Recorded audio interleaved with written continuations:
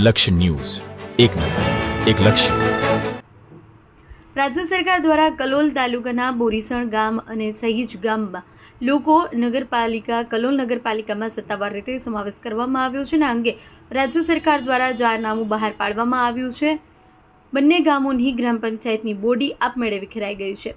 જાહેરનામા બાદ કલોલ નગરપાલિકા દ્વારા તરત જ કાર્યવાહી હાથ ધરી બંને ગામોમાં વહીવટી ચાર્જ સંભાળી લેવામાં આવ્યો છે. ગ્રામ પંચાયતના કાર્યાલય ઉપર લાગેલા બોર્ડ દૂર કરી દેવામાં આવ્યા છે અને તેની જગ્યાએ કલોલ નગરપાલિકા તેજ ઝોન ઓફિસના બોર્ડ લગાવવામાં આવ્યા છે. કલોલ નગરપાલિકાએ બોરીસણા અને સહીજ ગામના નાગરિક નગરપાલિકાની હદમાં આવતા જ પ્રાથમિક સુવિધાઓ અંગેની ફરિયાદો, પાણી પુરવઠા, સફાઈ, સ્ટ્રીટ લાઇટ, ડ્રેનેજ તેમજ મિલકત વેરા અને અન્ય વેરા સંબંધિત કામગીરી શરૂ કરી દીધી છે. હવે ગ્રામ પંચાયતના બદલે નગરપાલિકા દ્વારા આ તમામ સેવાઓનું સંચાલન કરવામાં આવશે. નગરપાલિકા અધિકારીઓના જણાવ્યા મુજબ બંને ગામોને શહેર સાથે જોડતા શહેરી વિકાસની સુવિધાઓ વધુ અસરકારક રીતે ઉપલબ્ધ થશે તેમજ ભવિષ્યમાં રોડ, ગટર, પીવાના પાણી, અન્ય નગરપાલિકા યોજનાઓનો લાભ પણ ગ્રામજનોને મળશે. આ બદલાવ સાથે બોરીસણા અને સહીજ ગામના નાગરિકોના મિશ્ર પ્રતિક્રિયાઓ જોવા મળી રહી છે.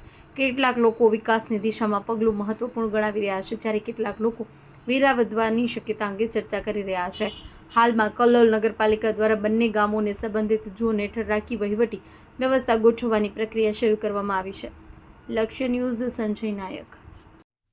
કલોલ નગરપાલિકામાં અત્યારે સરકારશ્રીએ 15 ડિસેમ્બરના રોજ નગરપાલિકાની હદ વધારવાનો નિર્ણય કરેલ છે, જેમાં કલોલ નગરપાલિકાને અડીને આવેલ સહીજ અને બોરીસના 2 ગામોનો સમાવેશ નગરપાલિકાના હદમાં કર્યો છે. જેમાં સહીજમાં કુલ 1557 જેટલા સર્વે નંબર અને બોરીસના ગામના 985 જેટલા સર્વે નંબર નગરપાલિકાની હદમાં સરકારશ્રી દ્વારા મેળવવામાં આવેલ છે. અને આ નોટિફિકેશનની જાણ અમને 16મી તારીખે થતાં 17મી તારીખે નગરપાલિકા દ્વારા આ બંને જગ્યાએ જઈ અને કબજો સંભાળેલો છે.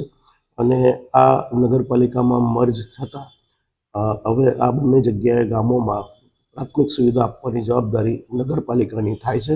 અને હાલમાં જે બોરીસના અને સહીજ બંને પંચાયતના જે કર્મચારીઓ કામ કરતા હતા એમને અમે ચાલુ રાખ્યા છે અને હવેથી એ લોકો નગરપાલિકાના જ કર્મચારી ગણાશે. અને નગરપાલિકાએ એમના સુપરવિઝન માટે બંને બોરીસના અને સહીજ બંને ઝોનમાં નગરપાલિકાના સુપરવાઇઝર અને ઓપરેટરની વ્યવસ્થા કરેલી છે. નગરપાલિકા દ્વારા એમની 1 એપ્રિલથી નગરપાલિકાના દરો મુજબ ટેક્સ અમલમાં આવશે અને અત્યાર સુધી જે એમના બિલો ભજવેલા છે એ પ્રમાણે ટેક્સની વસૂલાતની કામગીરી પણ હાલમાં ચાલુ છે. આ ઉપરાંત પાણી, ગટર, સફાઈ જેવી સેવાઓ જે અત્યાર સુધી એ લોકો કરી હતા એની પર પણ નગરપાલિકાનું અસરકારક સુપરવિઝન ગોઠવ્યું છે. અને નાના મોટા જે કંઈ પ્રશ્નો હશે એ નગરપાલિકાના અધિકારી અને કર્મચારી દ્વારા હલ કરવામાં આવશે.